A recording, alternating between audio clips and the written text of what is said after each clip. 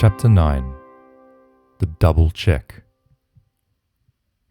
Just as the discovered check is an intensified form of the discovered attack, the double check is again an intensification of the discovered check.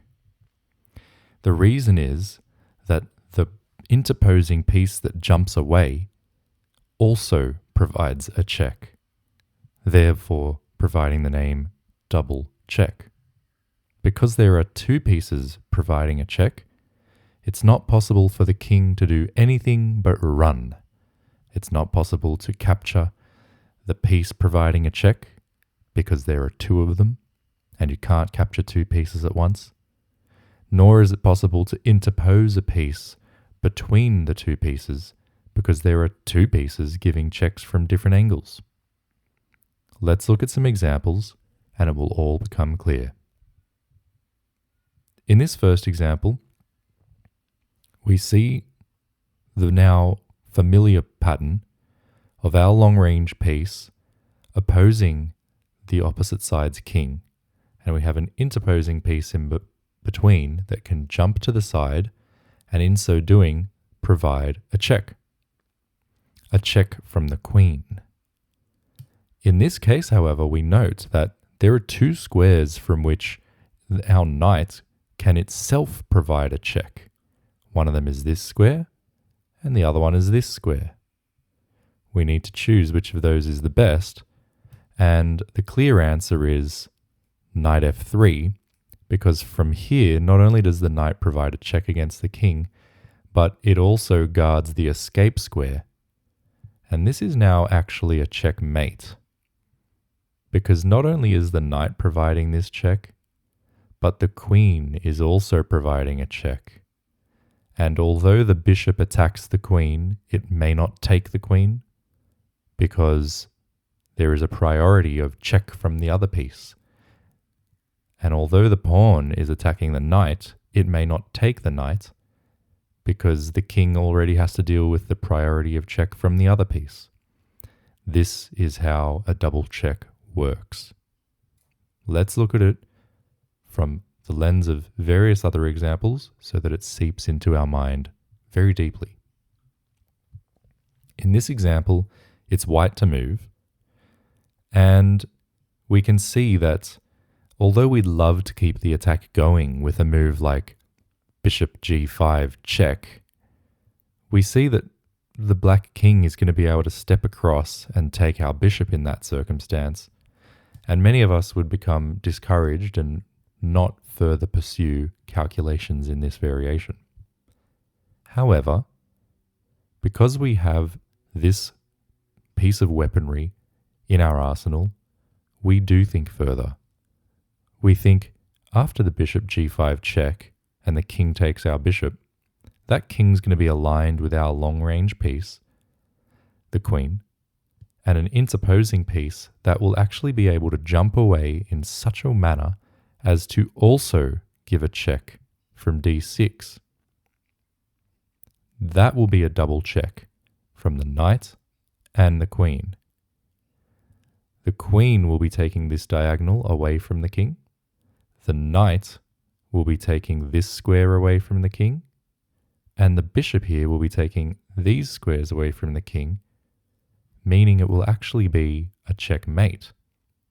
Therefore, we can play bishop g5 check, and if the king does take our bishop, we play knight d6 double check mate.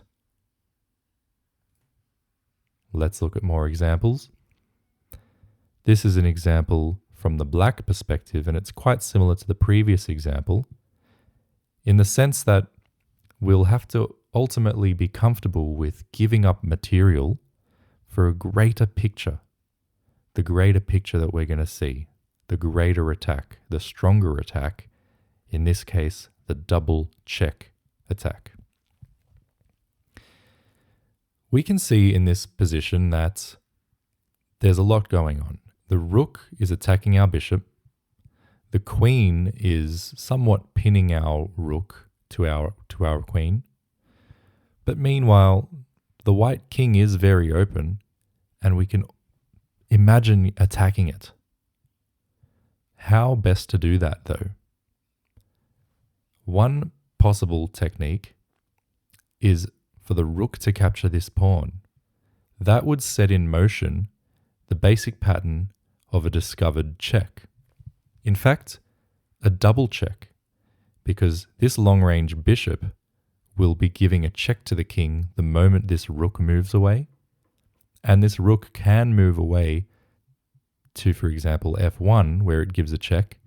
Therefore, there'll be one check coming from here and another check coming from here. That's a double check.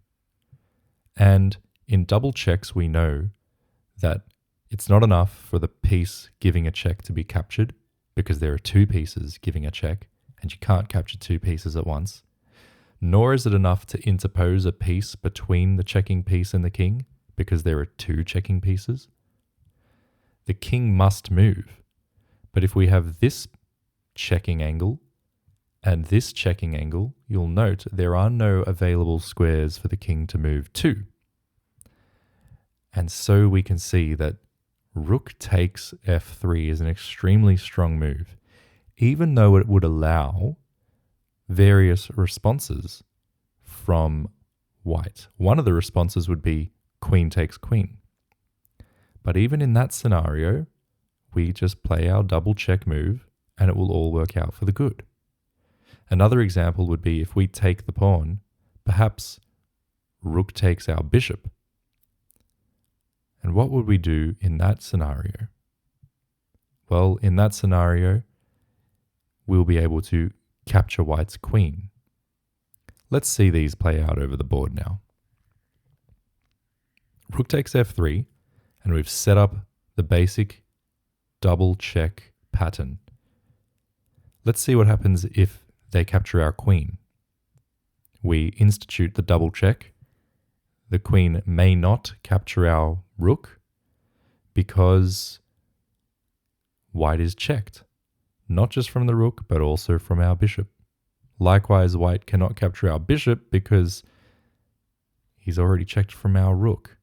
This is the double check, and it's a mate. If instead, after we take the pawn, they had taken our bishop, note that we uncovered an attack on this queen, and we'd be free now to pick that queen off the board. Let's move on to further examples. This is an example once again from the white side, and this example again starts to incorporate some of the previous tools that we've put into our armamentarium, namely the pin and the knight fork. Specifically, we can see that we would have the opportunity to provide a double check if this pawn did not exist on g6. In that example, if this pawn was not on g6, the knight could jump away to e6, providing a check, in fact a double check because of the rook's check, as well as a knight fork on the king and the queen. It's from that observation that we come up with the move queen takes knight, a violent move, taking a knight, practically forcing the recapture, and in so doing eliminating the problematic pawn from g6 and enabling this double check. The king has to move, at which point our knight is free to complete the execution of the royal knight fork, and it takes the queen. In this example, black is to move, and black makes a big mistake. Black specifically dives in and takes our queen, but what did black miss? Perhaps black thought we were going to take their queen, a discovered attack, a discovered check attacking the queen. But we have something stronger than a discovered check. We have a double check. And that double check can be executed with rook to f8, checking him from here and checking him from here. The king has nowhere to go. It's a checkmate. In this example, it is black to move, And once again, we see the basic pattern of our long-range piece in contact with the king, except for this interposing piece, which can move away, not only with attacks, for example, by taking the c3 pawn, but by a double check, for example, by d3. This double check would be something that would force the king to move. Since it can't move along this diagonal and can't move along this file, it would have to move to the e1 square. And then we would have rook f1 checkmate. Therefore, the correct move is, in fact, bishop d3 check, and then rook f1 checkmate. This concludes the chapter on the double check. In the next chapter, we'll be looking at tactics involving a weapon called the overworked piece. We'll continue working through this book, adding more and more weapons to our arsenal, and eventually we will be winning chess.